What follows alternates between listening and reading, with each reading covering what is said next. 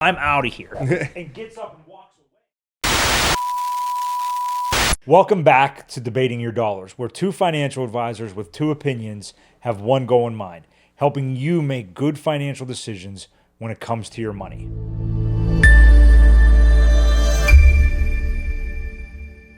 Nico, this topic may not be a great decision for us to debate because I think folks could be coming for us in the comment section. And hopefully when this airs, the locks don't get changed on. Yeah, I was like, the comment section's fine. The comment pales in comparison. But I want to talk about something that I have some pretty strong opinions on. I don't know what Nico's opinion is of this, but this is from 23 years of experience in this profession. But I am of the opinion that when you get married, your finances should be combined and no more separate accounts for each spouse, separate accounts, separate goals, separate missions, separate plans.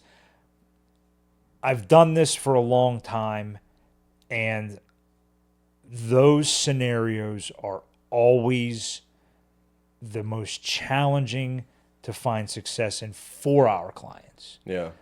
Because folks can't seem to get on the same page. And that's not what we want. Yeah. It's very hard to have two financial plans under one roof.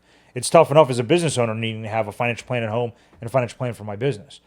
But adding a third one to that would be a challenge. What are your thoughts on that? Well, I think, most first marriages, I wonder what the stat is, but I'm going to guess it's late 20s, early 30s is when most people get married for at least, the first time. Right. Hopefully the only time. Hopefully the only time, but you never know. Hey. And prior to that, from really ages, 22 leaving college or even 18 leaving high school, until then, you're super independent. Yeah. You do what you want. No one can tell you what to do. And if you don't like something, super independent, and it's a volatile time. Yeah, that's you don't have to do anything you don't want at that point. So you almost get, not just saying me or anyone, but I feel like everyone is almost like selectively selfish. Sure. At a young age, and then for the first time, now you're married, or you're in a long-term relationship, and for the first time again in a long time, you're not selfish again, or you can't be as selfish as you were when it was just you out doing your thing, early 20s, early 30s, whatever it is. For the first time, you're back in a spot where you have to almost negotiate and compromise with somebody. And so, I could see it from, say you had two polar opposites, someone that was a workaholic, a saveaholic, all throughout their 20s, built incredible wealth at a young age. And then you had someone that was like, YOLO, I'm going to do my thing. I'm going to go to Hawaii. I'm going to go all over the planet. And these two people are getting married. That conversation's really tough. Sure. Because one person feels like, I've sacrificed so much for this. I'm not just going to give it to you. And one person feels like, well, I did all these things. I did all these experiences and everything. Right. It wasn't for nothing. I just don't want that to end now that... Yeah, I don't want that to end. So now you have two polar opposites butting head. You do. I'm not a marriage counselor. Yeah. So whether those two are a recipe for success, I'll leave up. Yeah, it's up to them, right? The psychology YouTube channels. Yeah. But when it comes to the money part, what I would say is that if your marriage is going to be financially successful, and financially successful doesn't just mean financial abundance. Sure. It means financial freedom. It means the clarity. Hitting goals, understanding. Right. Yeah, maturing, financially They're maturing. both going to have to sacrifice. Yeah. The workaholic, saveaholic is going to have to recognize that maybe we should be traveling more. Yeah. And the spender is going to have to recognize that maybe we shouldn't be spending as much. Yeah. And I think that if you have one set of goals and one pocketbook and another set of goals and another pocketbook, and not only are the pocketbooks not talking to each other, but neither are their goals, I just don't. It's a recipe for disaster. It is. And again, I'm trying to make sure that I'm not insensitive to the fact that, but we want to see people be financially successful. Yeah. We don't want to be a part of plans that fail. Yeah. And having those two personalities marrying each other is a reality. And again, maybe a marriage counselor would agree that there has to be some compromise. Yeah. Because if you are trying to live two polar opposite lives under the same roof, Yeah. I just don't know how. You don't want to fight over going to get a cup of Starbucks together and on who's paying. And, so and that's where the last thing you want is, is for somebody to disengage. Yeah. Because one of the biggest challenges is when, we're in an estate situation and one of the spouses is left and they say, I know nothing because he or she handled everything. Yeah. So it wasn't their department, and now everything is a surprise. And one of the things I'm most proud of with our firm is, there's and I don't know what our exact stats are. I do know that a high like above 90% of spouses find a new financial advisor when one spouse passes away. Yeah. I don't know what our statistics are, but I do know that they are way better than keeping 4%. Yeah, absolutely. I know that we are doing way, way better than that. And I like to think it is because we are making sure everybody is engaged in the process. Yeah. Everybody's goals are realized. Maybe we take on too much of a psychological role when we go through that. But, I mean, listen, that's part of the job. Yeah. Part of the job is hand-holding when things get tough, and that tough doesn't always mean the market's struggling. Mm-hmm. Tough means budgets are struggling. Tough means job loss. Tough means one spouse passes away. Tough means a lot of things other than the market's down. Yeah. And some of that is conflicting goals or differing goals. Yeah. And how do we fund both? Because fully funding both can be challenging. Yeah. So making sure that those goals are realized. And listen, if things stay separate checking accounts, to me, there still has to be one financial plan. Yeah. No, there has to be. And all right, even for people who do keep their money separate, you can keep anything separate you want. When you go to file your tax return, if you're filing married file jointly, right. The IRS deems it as one. Right. If you recognize a capital gain and your spouse doesn't, you're married file jointly, you both recognize the capital gain. Right. So you can keep it as separate as you want. Know who else the does? Government, who? Divorce courts. Yeah. You can keep them as separate as you want.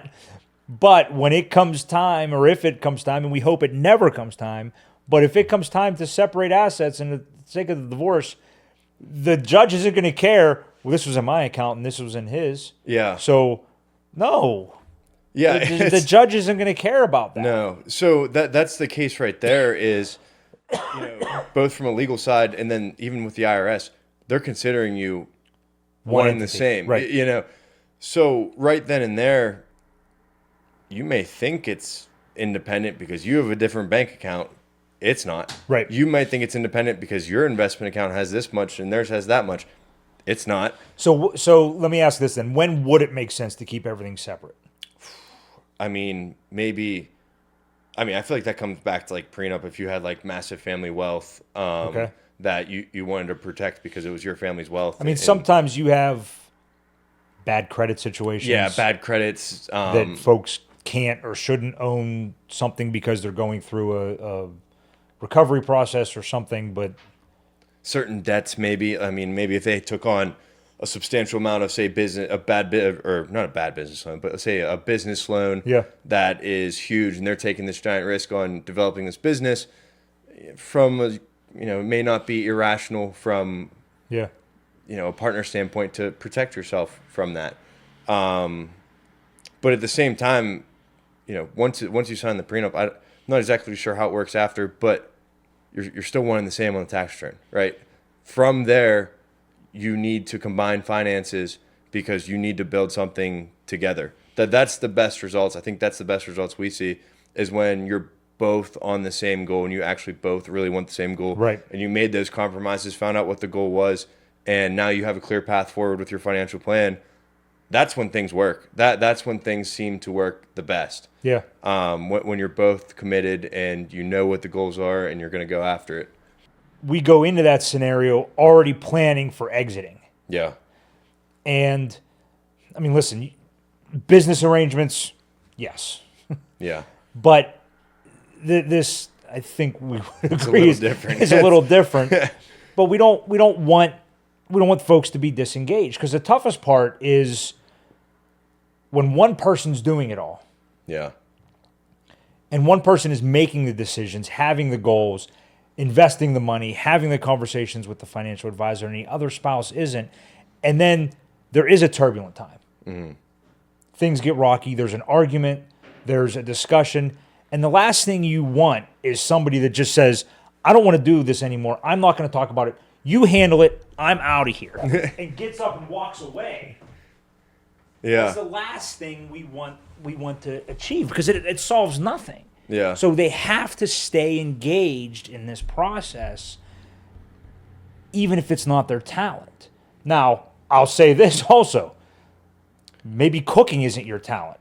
Yeah. You better plan to help, especially when you have kids and everybody's working. Absolutely. You may not like to cook, but you better be able to fire some chicken nuggets in the oven on a late night, or you're going to be in just as hot of water. It's half effort. It's also coming from 20 years of marriage experience as well. So yes, you may not like to do laundry. Who likes to do laundry? Yeah. Who likes to clean? Yeah. Who likes to do dishes? Yeah. What movie is that?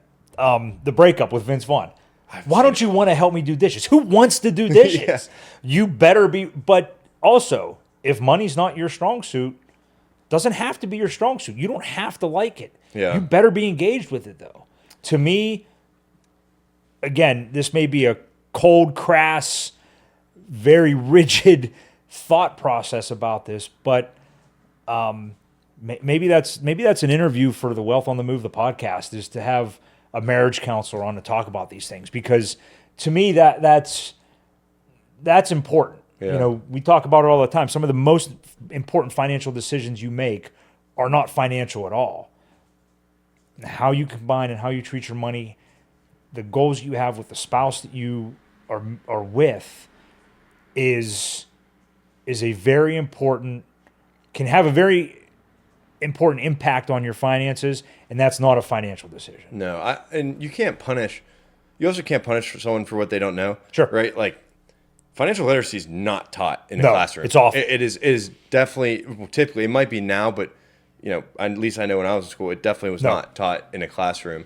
So a lot of people, and we talk about this all the time, make financial decisions based on how they saw their parents do it. Sure.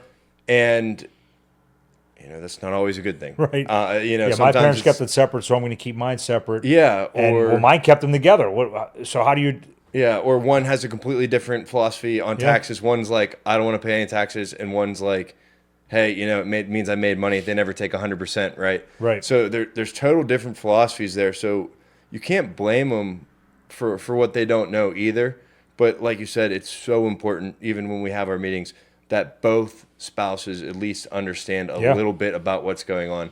Because I can't tell you how many times we've seen it where, the first one passes away, and now there's people left almost blindsided. Sure. Like they have no idea what any of this means. They just lost the love of their life. They're completely distraught, and now they're left talking finances, which they haven't talked about in the last 50 years. Right. So It's a really tough situation to be in. You both need to know you need to give effort. Doesn't mean you're going to master it. Trust me, I'm terrible at cooking. You don't want me cooking.